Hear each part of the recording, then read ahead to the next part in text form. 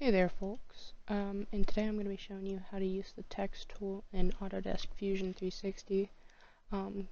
It's a little bit out of order for my schedule of tutorials, but I noticed the other day I was helping my brother and he had a really hard time with text for some reason, so I figured if he's having a hard time then maybe others are as well. This is one of the easiest things that you're ever going to do in Fusion.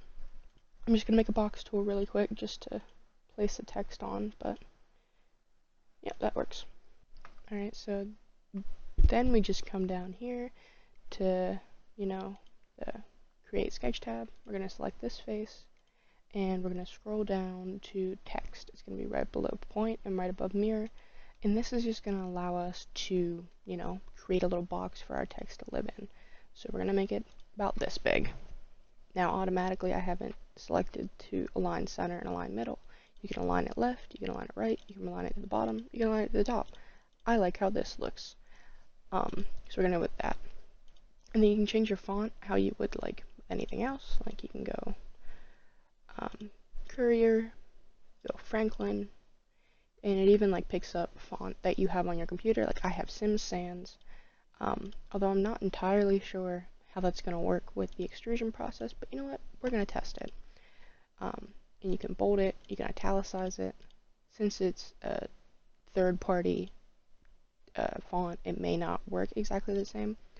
You can change the height, so let's say we want it 0.4 instead of 0.5. I'm going to leave it at 0.5, and you can change the character spacing to, let's say, 0.5, or an entire 1, and that's how far apart they're going to be. But I'm just going to leave it as is. You can flip the text, and this is for text on like a circular path, so I guess I'll show that after. But let's just go with my logo here, est.never, and as you can see with this font specifically, it kind of just like is always caps, and you can rotate it as well, but we're just going to leave it at 0. And I guess it won't let me do it in Sims Sans, so let's change this to, I like how Cascadia looks, so let's go with Cascadia. And then we're just going to hit enter. Or we're not going to hit enter. Why?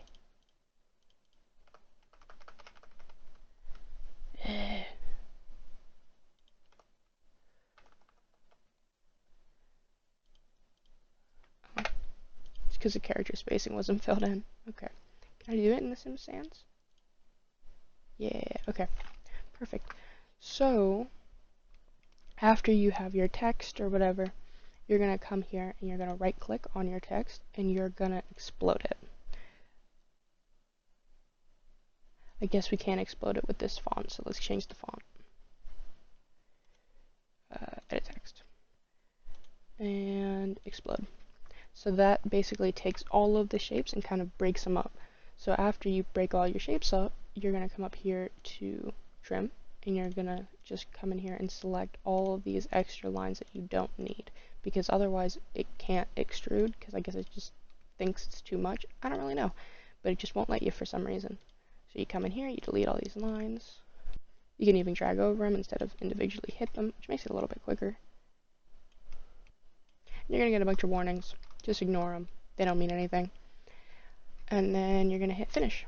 And now this is your text. So now we can do two things. We can either extrude it, which is much easier, or we can emboss it, which I'm not going to go over right now. So we're just going to extrude it. And you're going to come in here and you're going to individually select all of them while you're holding down your shift key so that you can multi-select. And from here, you can either extrude up or you can cut in. Normally, if I'm like watermarking something, I'll cut in because that just makes it easier for the printer.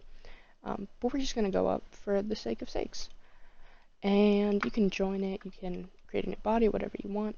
But yeah, that's pretty much how you use your basic text to extrude tool in Fusion.